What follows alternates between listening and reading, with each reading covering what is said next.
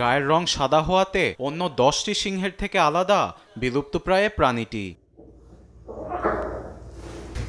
ভেনেজুয়েলার মারাকায় শহরে সদ্য জন্ম নেওয়া বাচ্চাটি পশু চিকিৎসকের কাছে ইনজেকশন নিতে মনে নেই কোনো ভয়, অবিরাম যেন খেলেই চলছে নতুন বন্ধুর সঙ্গে।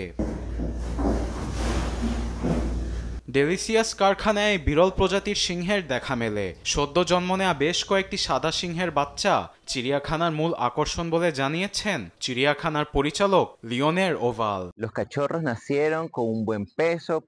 মেয়ে ও ছেলে বাচ্চাগুলোর ওজন প্রায় 1.5 কেজি। সবগুলোর স্বাস্থ্য বেশ ভালো।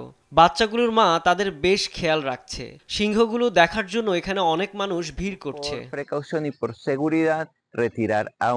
বিলুপ্তপ্রায় হওয়ায় সিংহগুলোর সংরক্ষণ ও পুনরুৎপাদনে চিড়িয়াখানা সব ধরনের পদক্ষেপ নিচ্ছেন বলেও জানান তিনি। বন্য পরিবেশে বিশেষ করে দক্ষিণ আফ্রিকায় কিছু সাদা সিংহ দেখতে পাওয়া যায়। এদের সংখ্যা 20টিরও কম হতে পারে বলে জানিয়েছে অনেক প্রাণী সংরক্ষণ সংস্থা। চিড়িয়াখানায় সংখ্যা বেশি হলেও বন্য পরিবেশে এদের অস্তিত্ব হুমকির মুখে পড়েছে। আরবিদ আফসার, নিউজ ডেস্ক, দেশ টিভি।